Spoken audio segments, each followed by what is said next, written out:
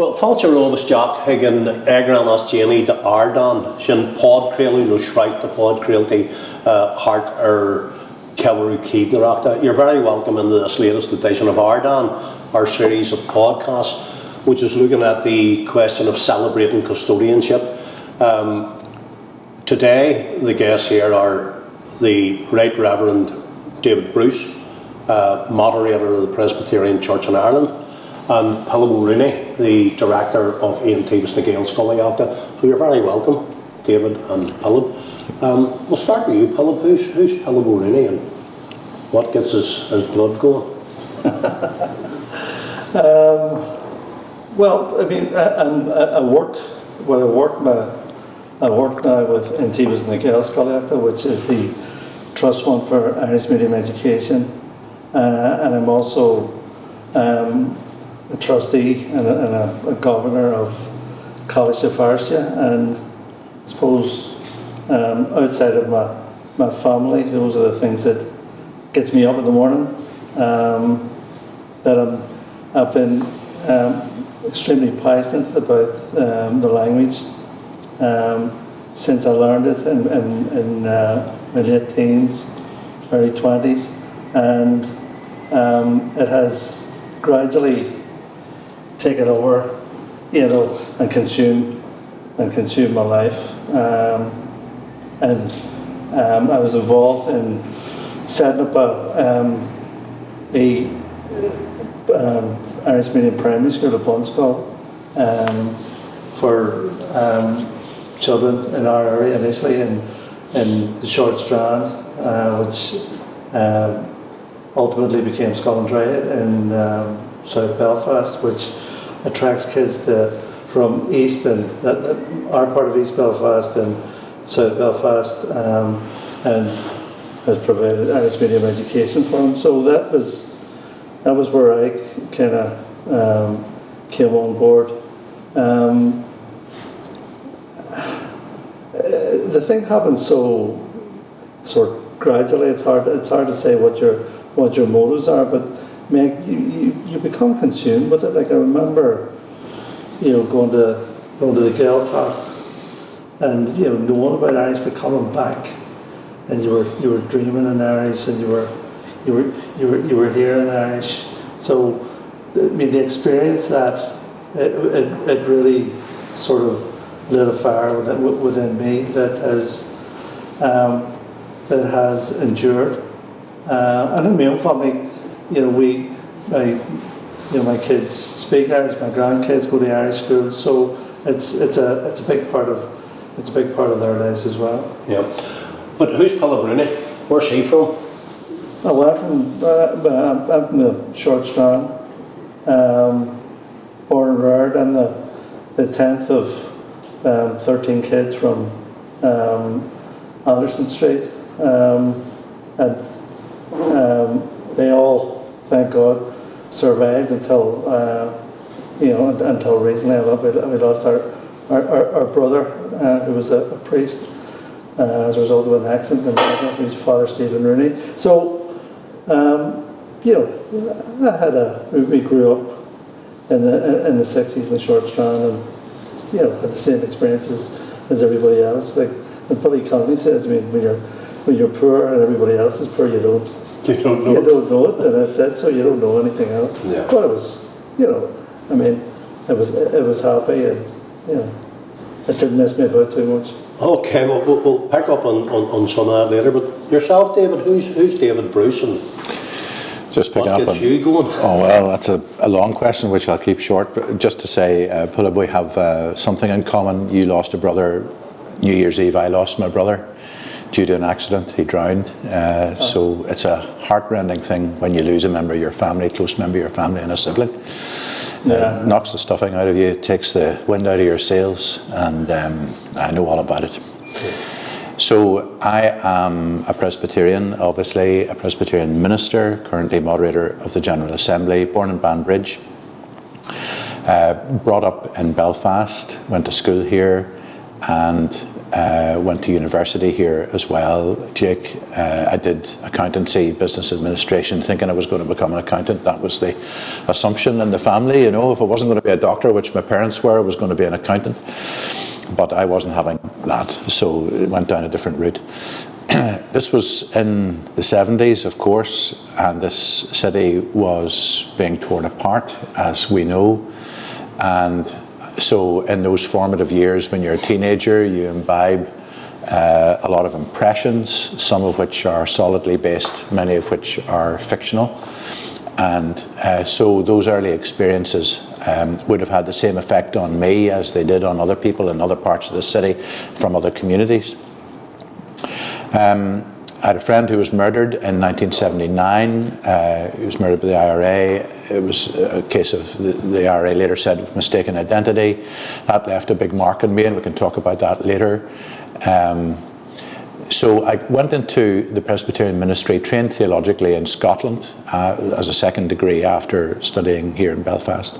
So getting out of Northern Ireland for 3 years was actually quite important for me. It gave me a perspective on this city and on this place, this island of Ireland that I probably previously didn't really have, because when you're living in the midst of a thing, you only see what's within your bubble, you know, but standing outside it and getting an objective view gives you a different perspective. So being away was good. Came back, got married, and started ministry initially in Ballymena, in Ian Paisley's Westminster constituency. And within a year was ministering in Charlie Haughey's Doyle constituency in Dublin, so quite a shift. And that has been the character of ministry ever since, doing different things right across north, south, east and west on this island. So. Yeah. Okay, so a fairly rounded view of the island, having been north, south, east and west. You got a bigger rounded view when you came west out of East Belfast and joined the heart of the Irish language community. I'm only joking you about. Your journey into the Irish language, and it didn't happen overnight, as you said. You are from a Republican family. Your family, like many other families in the short strand, was visited by imprisonment, with brother after brother seeing the inside of Long Cash. You yourself served time, Pilib, during the No Wash protest, the blanket protest and the hunger strikes, and in fact with the guy who had the honour or the duty, whichever way you want to look at it, of cleaning out Bobby Sands' cell in the days before he went on to die on hunger strike. So how did that factor into your life's journey? I mean, you're in the midst of conflict, and we, as David's saying, we live in a city which was touched in every dimension by the conflict that we all experienced. So how did that affect your life's journey, or how did that colour your life's journey? Every experience colours your life's journey, and you take it with you.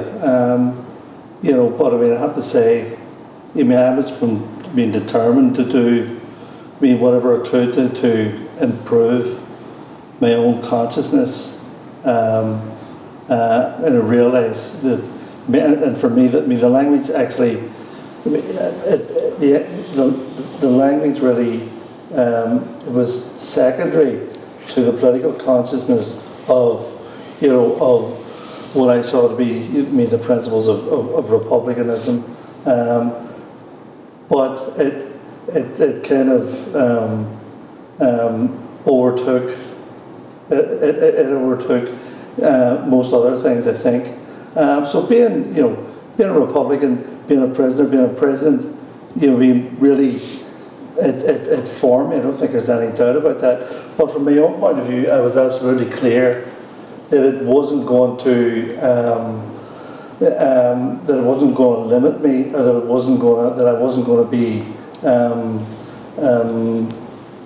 sort of defined by that experience alone. I mean, it was a part of my life, and my philosophy about that is that if it doesn't break you, there were tough experiences, but there's no point in feeling sorry for yourself. So you gotta get by, and you gotta understand. And I think hopefully it improved me as a human being and gave me a greater understanding. Being with the people of the caliber of Bobby Sands and people like that. I mean, they were complex individuals, and you were exposed to a level of political debate. In terms of what sort of what was this struggle about? Was it about nationality, pure and simple? Was it about economic circumstances? What was the point of there being a united Ireland if you didn't have? If the place was coming down in poverty and if people were marginalised. So those type of questions, I think, I was first exposed to that level of debate. And of course, at that time, we were on the blanket protest. You didn't have a lot of, you had no books to read or anything like that. So it was probably the perfect environment for learning a second language, which is what we did, and we conversed in Irish and tried to improve ourselves. So it had a massive impact, but I wouldn't like to say that it has defined me ever since. I think every experience after that defines you, and I think I think the biggest thing that defined me then after that is being a father, being a husband, being a father, and especially being the father of a child with special needs, which then puts you on a different tangent and totally changes your whole perspective as well. Yeah.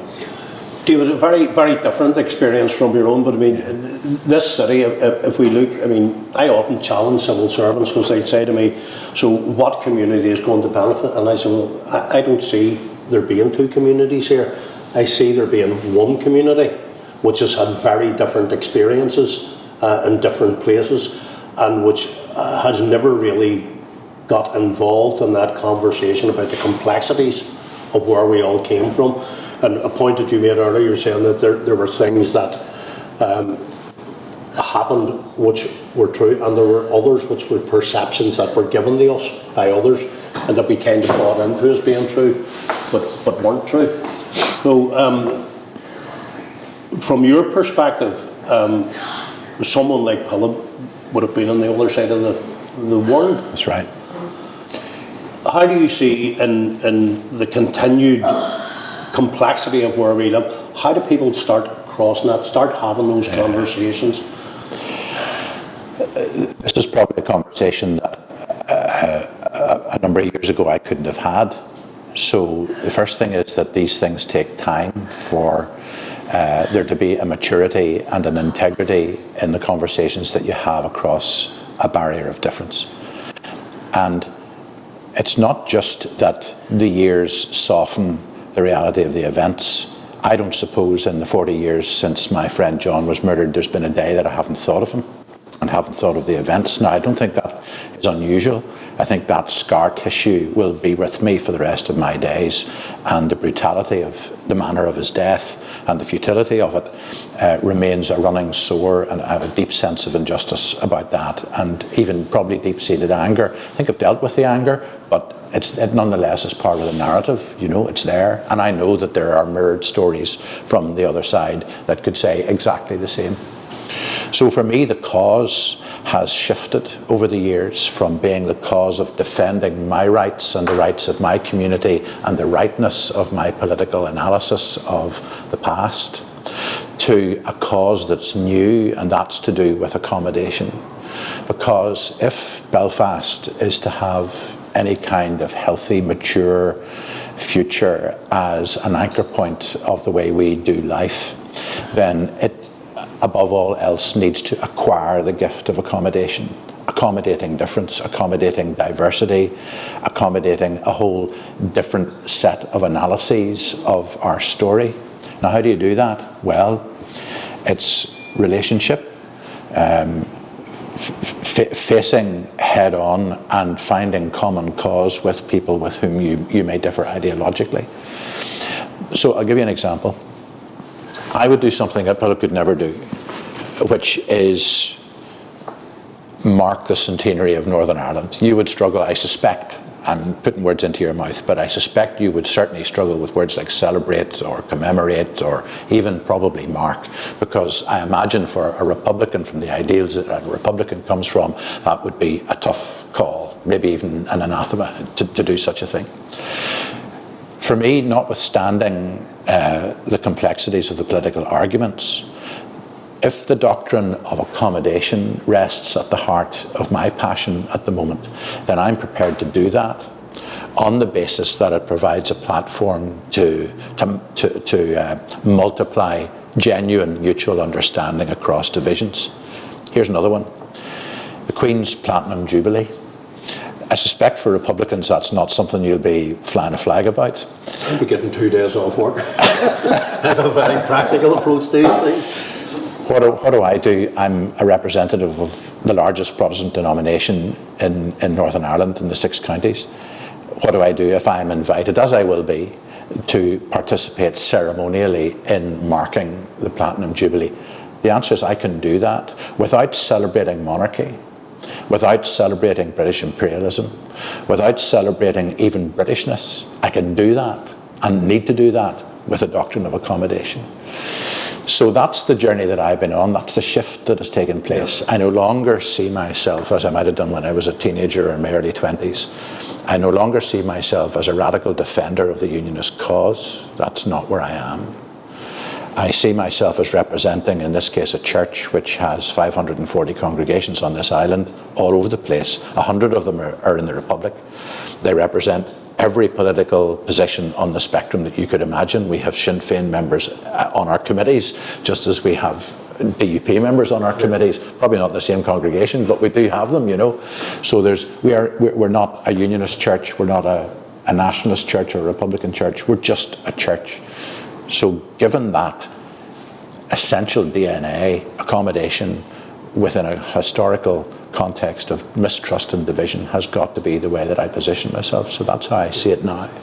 Yeah, I mean, that idea, Pilib, of, you know, we all say, yes, dialogue's better than conflict, and thankfully we're in a post-hostilities period, but the divisions are still very much there, and I think that even within our political setup, the dynamic that's built into the way we conduct ourselves is each big bloc has to convince its base the others aren't going to prevail. And that feeds into all sorts of how people view the Irish language, how people view the advent of an Irish Language Act. How do we get to a point where we can advocate for rights, advocate for societal development, advocate for the creation of a pluralist, tolerant society, when the body politic keeps pulling us back into that they're not going to win. A zero-sum game? Yeah. Well, it kind of is a zero-sum game in that respect. I mean, so a lot of the talk now recently about the Irish Language Act has been, but there's also going to be, you know, some legislation that's going to benefit Ulster Scots. And I think there was a fundamental mistake that Sinn Féin made and the SDLP made during the Good Friday negotiations, in that they allowed the issue of Ulster Scots to become a balancing act with the Irish language. And I don't think it did Ulster Scots any favours at all. And that I think for the most part it dragged it into a scenario where it didn't want to be, in my opinion. Now, it would take someone, you know, who's more versed and immersed in Ulster Scots than you know, to be able to comment on whether or not that's the case. But it's to me it's a straightforward. As long as we're in, I mean, it's the basic conundrum of the setting up of the Northern Ireland state. It was a numbers game, and it was based on the fact that it was going to be enough to hold that position, that there was always going to be, that they were going to have a link with Britain. They were going to become British rulers, and as long as you have that, there's really no way of getting around that, and that a certain cohort, had that. Now, I don't think that what happened was inevitable. I think, if the civil rights stuff hadn't happened, if there hadn't been the overreaction, if there hadn't been internment, that you might have had something like the 40s, 50s, 60s. You had a softening of attitudes, and stuff would have happened. But I think we're only at the threshold of being able to engage with each other now on equal terms. Yeah. Close to that. So I don't know. I don't know how you do it without upsetting or ruffling someone's feathers. For example, in the same way that the legislation was passed for equal rights for gay rights and like that, it upset some people. Who were entrenched in their attitudes, and it was always going to be like that. And by the same token, if they get rid of the legislation that has banned Irish, the Irish language in this part of the country, and if there's legislation that recognises that the people are allowed to express themselves and should be encouraged to express themselves in Irish, it's going to annoy someone. There's no two ways about it. But because it annoys someone is not enough to refuse it. Yeah. Just on that same point, and you can hear that public discourse in there, Irish Language Act equals a concession to whoever. The idea that the language was politicised by Sinn Féin really, in a very broad sense, turns history on its head. The politicisation of Irishness and the Irish language really occurred with the Elizabethan conquest, when the very idea of the language was to be extirpated, where William Spencer advised the Queen that where the tongue be English, so needs be the heart also. And that, actually, Jake, it was before that. Statutes of O'Kelly. Well, I was reading from the historian Thomas Bartlett, and I remember he's done a history of Ireland, and it occurred to me, he was talking about Strongbow at the time of the Norman invasion, that at the time when they were insisting that they were trying to discourage, let's say, the use of Irish language, I'm not sure if he was talking about Charlemagne, but they were involved in fighting with the Slavs in Europe at that time, and the Slavs at that time weren't Christian. So he says, there was no equivalence of trying to make the Slavs take the Germanic languages, but in Ireland, where you had the Normans and you had the Gaelic Irish, and they were both Christian. yeah. But there were still, the insistence was on cultural colonisation. Yeah. From the outset. So it probably preceded the Elizabethan. Well, we can all look and argue about where things, but an undeniable fact is that the sense of Irishness, or the expression of Irishness, was discouraged from the 14th century, certainly with the statutes of Kilkenny, and then through the penal laws. And the penal laws affected both Catholics and Presbyterians, who were also seen as disloyal and untrustworthy. So that kind of, how do we get to a journey where cultural expression isn't seen as a threat, regardless of what that cultural expression is? I think there's a process of living down aspects of those threads that Pilib has described. Now, in the 1840s, it was a requirement that trainee Presbyterian ministers learned Irish. So it's been part of, as a dissenting people, it has been part of our history to promote and support the Irish language, because there's a recognition that language is a gateway to hearts as well as minds. And so, unashamedly, the motivation for this was missional. It was a desire to spread the gospel, particularly in the west of Ireland.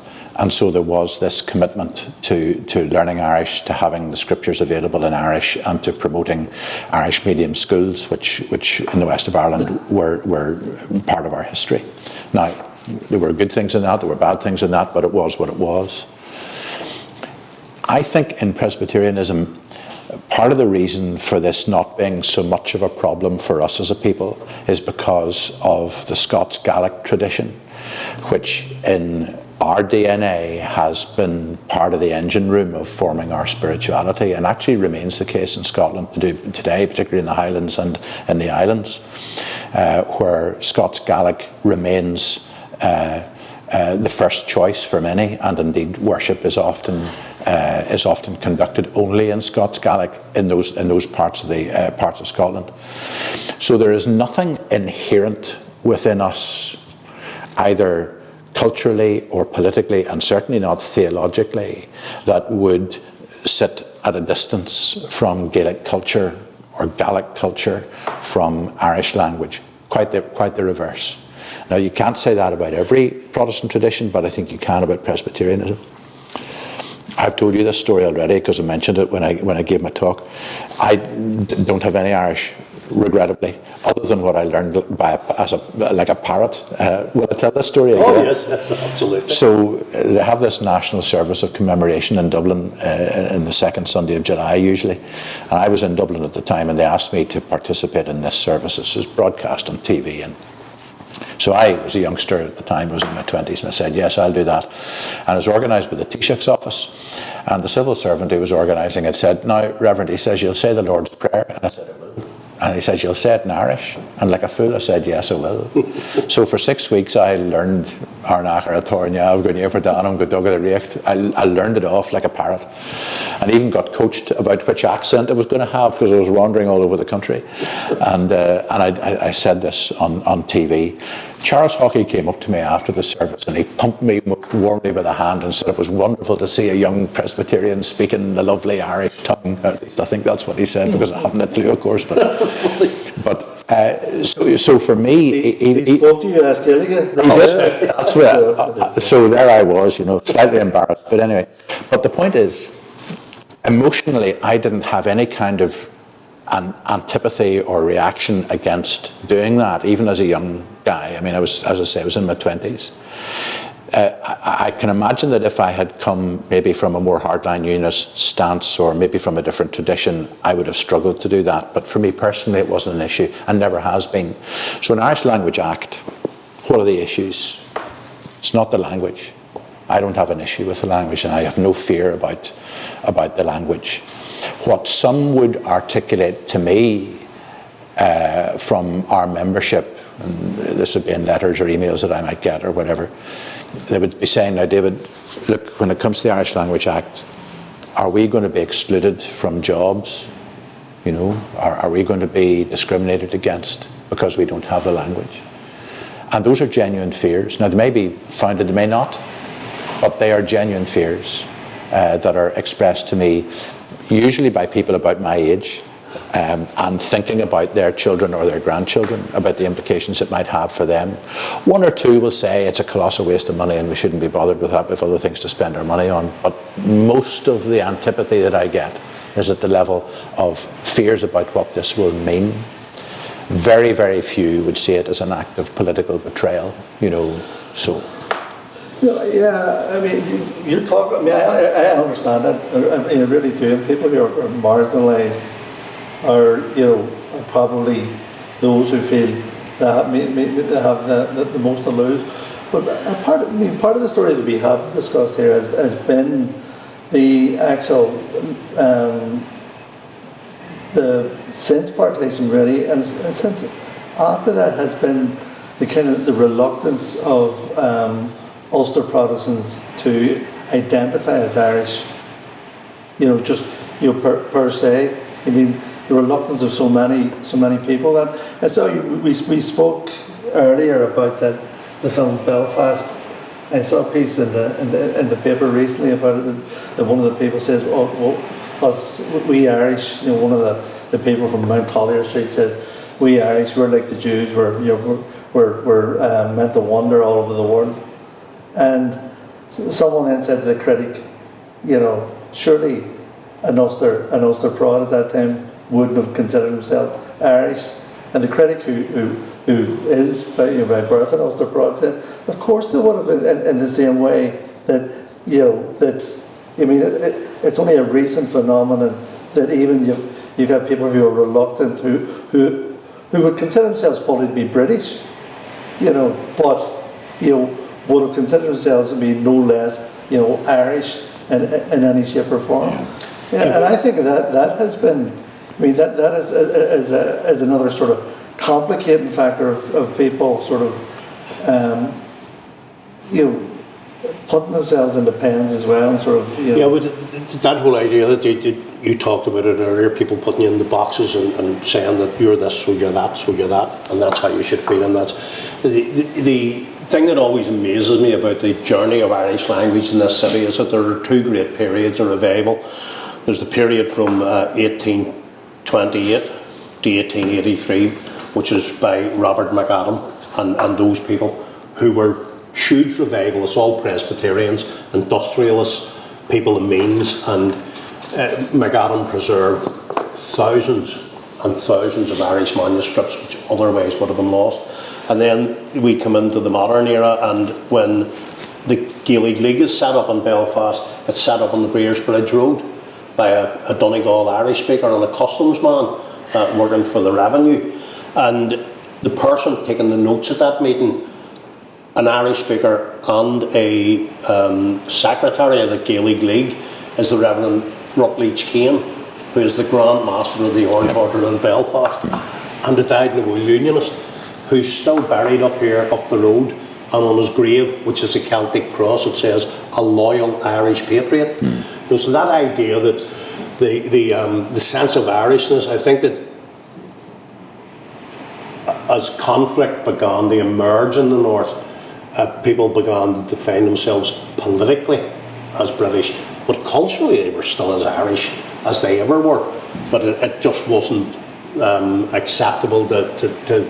And I think that's part of the thing that the Irish cultural tradition on the island needs to get used to. There are people on the island who are every bit as much as Irish as anyone else on the island.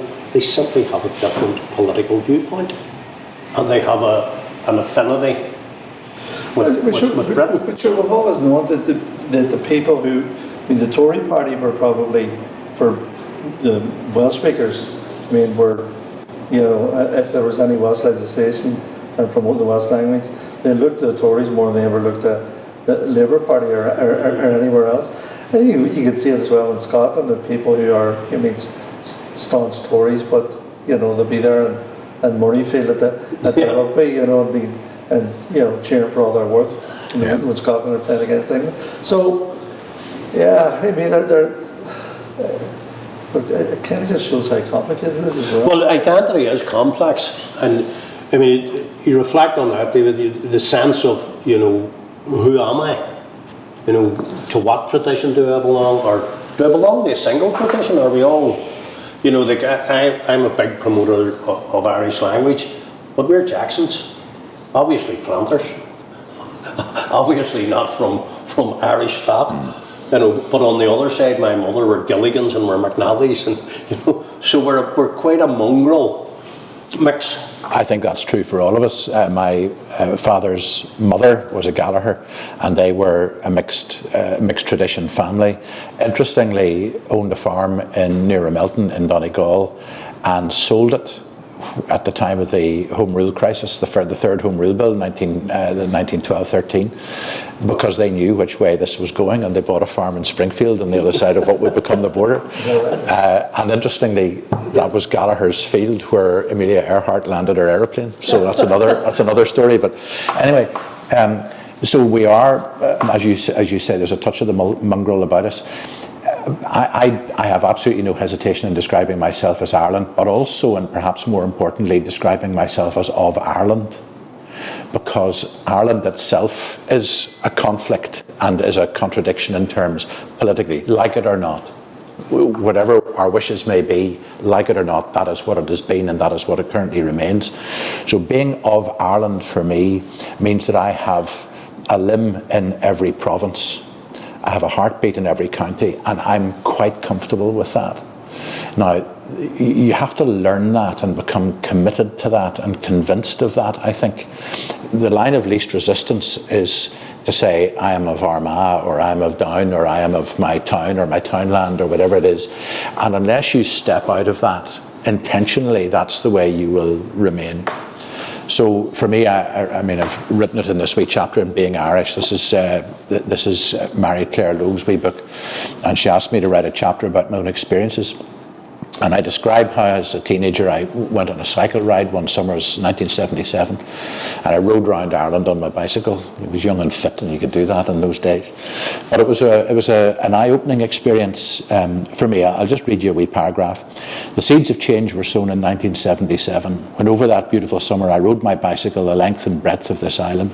From the stark beauty of Fairhead and Ballycastle, I followed the coast west and south, pitching my tent in whatever field took my fancy, talking to the locals and other fellow travellers along the way. In Ballysadare, I fished for salmon in the Owenmore River and dined like a prince on the fruit of my labours. I sang rebel songs in the pubs of Ballina and Westport and caught a whiff of a history I'd never been taught at school. In Leenane, I fell slightly in love, forgive me for saying that, and on the cliffs... and on the cliffs of Moher I stood transfixed, feeling the pull of wings about to unfurl within me, and so it went on. And then I finished by saying this: and yet if asked, I would have no hesitation whatever in saying what my old dad could not. I am of Ireland, this is my home. And as time runs on, I know that for Protestant, Catholic and Dissenter, and now also new Irish who know little of our terrible beauty and have not shed its blood, that this is where I belong. Now, that's descriptive of how I feel, but it's also a statement of doctrine. It's what I believe. Do you know what I mean? Yeah. And it transcends whatever political ambitions you might have about the line drawn around the 6 counties. It transcends that. So my heartbeat is here. So if the border is taken away, I'm not going to move. Yeah. I'll stay here because this is my home. Now, there's the accommodation question, because there's 1 million people on this side of the border, give or take, who have some kind of cultural connection with Britain. And whatever a new Ireland looks like, it needs to face up, man up to that reality. And that's the word accommodation. You know, it's no winners or losers here. This is how you accommodate that difference. I mean, I see that we're all winners in it. I mean, just that idea, Pilib, of, you know, we all are who we are, and there are some very fundamentals. None of us are going anywhere. This place, no matter what we call it, is home. Yeah. You know, and for the foreseeable future, we're going to live in balanced numbers, much more than heretofore, and that's going to cause friction because people are unsettled by it. But that idea of us being able to come to a discussion or come to a conversation, not from the point of view of trying to convince him to be something else or him coming to convince you to be something, but coming to a conversation to say, how can we reach that accommodation? What are the steps that we can begin to take? Because whatever the future constitutional position of this place is going to be, for the foreseeable future, we're all going to continue to live here, and we want to make it as comfortable for everybody as possible. So what are the challenges to you as an Irish-speaking Republican in fitting into that space? No, I mean, I would be I'm comfortable about doing that, about engaging. I think, but engaging with people who don't share your background or your perspective. And I think, I mean, we have lived in a state of flux for the past 50 years. I think whenever historians look back, they'll look at they'll look at the years from the Home Rule Act to the First World War to the Rising to the Tan War to the Civil War, and say, my God, you know, there's an awful lot happened in it, but I think they're going to look at these 50 years and see the same. I think we've basically, yeah, I have hope, really. I have hope because, I mean, there was no engagement initially to like a Stormont.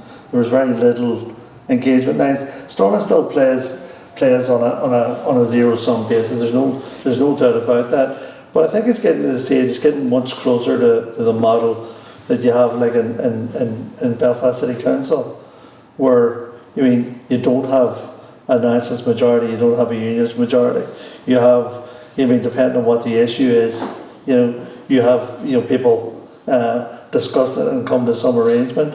And that's more. I'd say that is a more sort of power sharing model than what you have in Stormont. But to me, it looks as if Stormont is heading that way. The place is. The 26 counties is a much more liberal country. It wasn't always so, of course. No, of course, no. It's much more liberal. But you look at the north is much more liberal as well, and the attitudes. And I think that has been the thing that has undermined the DUP more than anything else. Is that young liberal Protestant people are now looking further afield for someone who represents their political views. That they're okay for a while, but that someone who thinks that the world was created 7,000 years ago does not represent their views, and I think they're looking around. So that state of flux still continues. But don't forget, in terms of the South not being liberal, the Irish language, and there was a living language within the North here, like in the 30s and 40s. So it was under a unionist regime that the Irish language, got its death knell here as well. So it would be sort of ironic in a way if what was happening here in the north in terms of a cultural revival was seen to be a catalyst for a wider revival of the language within the country. The thing I want to kind of try and dig a wee bit deeper into, David, is that this idea, you talk about it as accommodation. Pilib talks about it as being a loosening up, which allows us to engage in conversations. And the both of you seem to agree that the zero-sum gain nature of politics isn't really going to change that dramatically. So how does civic society begin to break that? How do you, because you can't fault politicians who know what side their bread's buttered on for telling their supporters what they want to hear. Because they're like the rest of us, that's their job. It's their day job, and they don't want to lose it. So nobody's going to stick their head above the political parapet on either side. So that then falls to people like community activists, people active within faith communities. How do you stretch yourself? How do we stretch ourselves? How do we take yourselves into what would be alien position? I met you only last week at a closing down service for a Presbyterian congregation which is moving on to a new meeting house. And what I was really struck with was that the service was bilingual. It just struck me. Trilingual. It was trilingual. The Farsi language was used as much in the service as any other language, and it hit me because it's a really rapidly changing city. When you go into a Presbyterian service with an ex-Sinn Féin Lord Mayor and hear people talking in Farsi, but that's great. It's good to see. So what more is it that civic society can do to push that, to help politicians? I think your expression "stretch yourself" is good, and let me just hold on to that so I don't forget it. The ballot box has the capacity to surprise us, and I will be very interested to see what happens when the mandate at Stormont ends and we emerge on the other side of it, hopefully with some sort of workable instrument of governance in place. It'll be very interesting to have a look at those numbers. That's one thing. The zero-sum game model of politics is a function of the way we do democracy. Like it or not, it is what it is. It's even with PR and different ways of counting votes, it is still what it is. And the fact that we have the DUP and Sinn Féin at polar opposites across the table, some see as a creative tension, others see as a toxic bear pit, where it's very difficult to do a politics of accommodation. I think the various attempts to gain consensus, whether around Good Friday Agreement, whether around St Andrews, even whether around the specific issues of Stormont House Agreement and New Decade, New Approach, have all demonstrated that it is possible to write down things around which you can get agreement, even accepting that penumbra, that macro fundamental difference of opinion that remains underneath the surface. So I'm not in despair about politics and allowing politics to do what it does, although I'm constantly frustrated about the inertia that creates. So back to your phrase, your helpful phrase about stretching ourselves.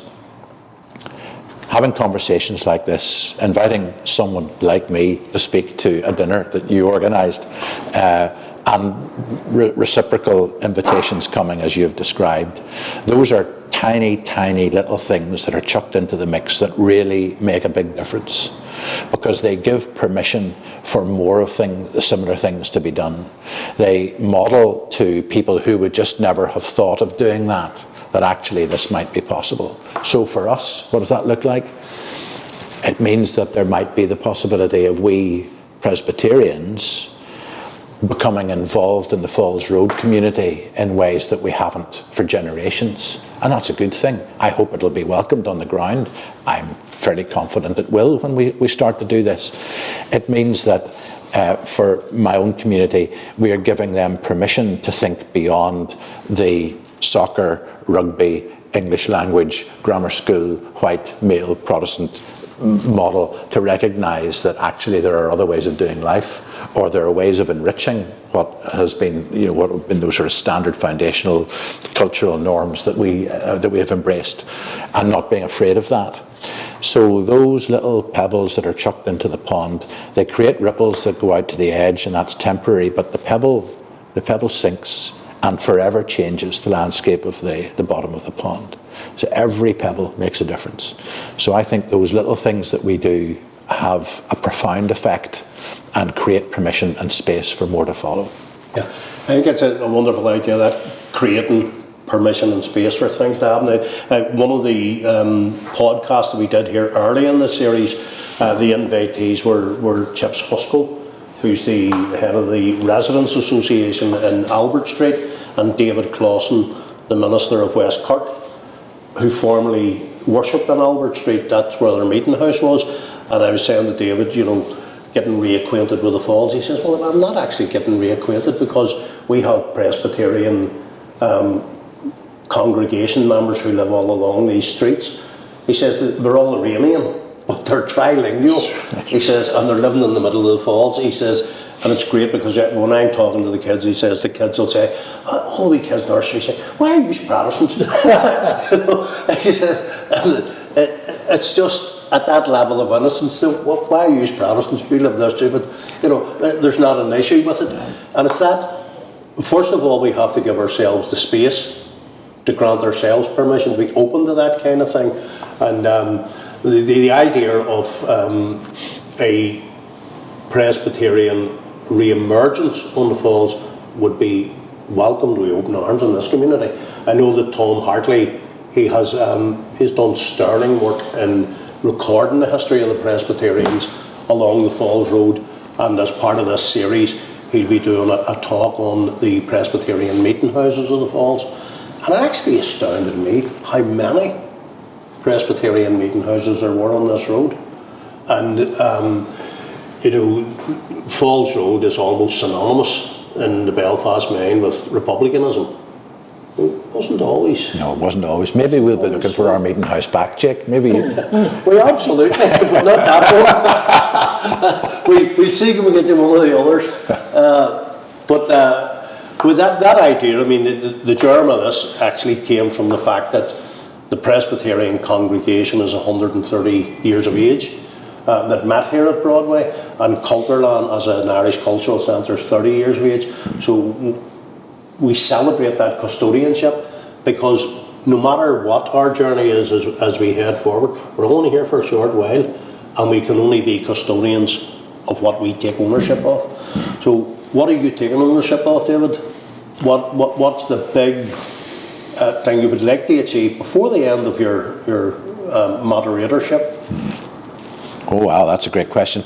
Let me say two things about that. The first is theological, and unashamedly as a Christian pastor, I'm going to say something about that.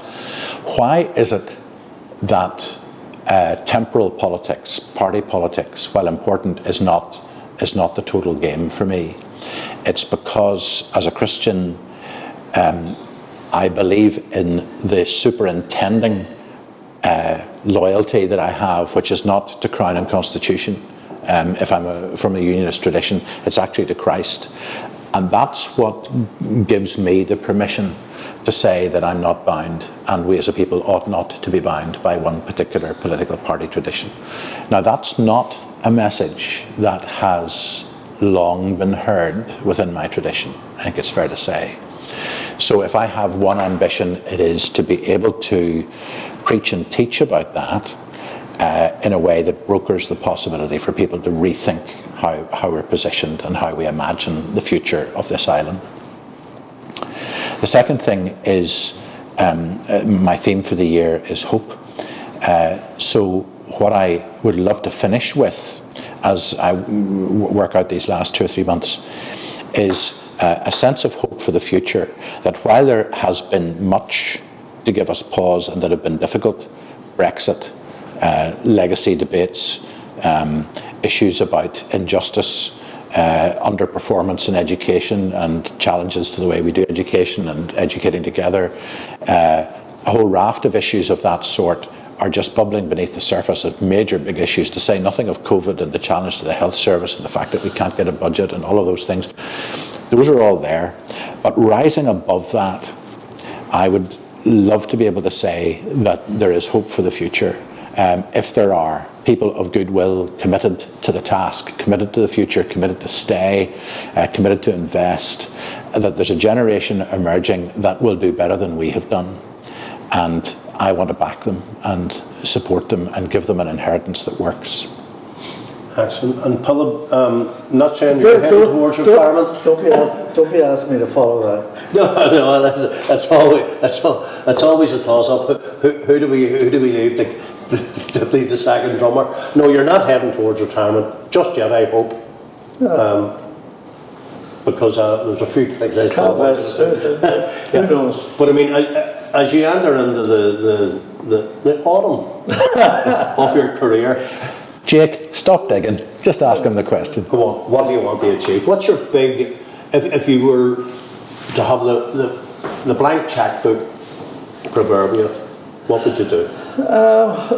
In terms of in work, terms of society and language and all? No,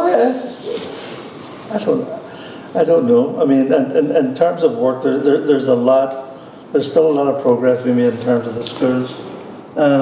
We spoke about the progress made in the past 20 years in the Irish medium sector of schools. We've now got 40 schools throughout the north, and 50 couple of post primaries and about 50 odd playgroups. I mean, I want to see there being an Irish school in any area, where there's a demand, and I want to see the greater opportunities in at third level for kids coming through the Irish language sector and in the economy, so that people, I mean, they're going to come out, they're going to be multi-skilled, they're going to be multilingual. So professionally, I mean, that's where I want to be. Personally, where I want to be is to see my grandkids, growing up and seeing them, flourishing and doing well. So, I mean, I'm in a contented place myself. Like I'm happy. Good man. Look, it only remains for me to thank us, first of all, David, for being here today, but also to publicly acknowledge our indebtedness to you for coming and delivering the Gaeltacht Quarter Lecture. It isn't an invitation that lands on a Presbyterian moderator's desk every day, and I was delighted that you very, very willingly took it up and honoured us with your presence, and also for being here today. And Pilib, Arish, you know, what would we do without you? I mean, all of my 5 children and grandchildren managed to get very decent educations at primary, secondary and third level, thanks to the work of people like yourself. You know, I'm very proud to have had 5 children all come through Irish medium education, and to come out, in my view, they're very open-minded, they're very welcoming kids, and there's something that goes on in those schools which rounds them as human beings and makes them more accepting of difference. Well, what did your daughter say when she was talking about meeting groups of people of 8?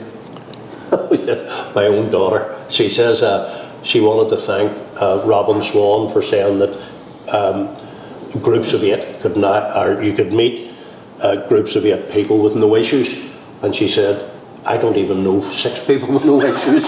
So that's the blessing for the future. Brilliant. David, thanks a million.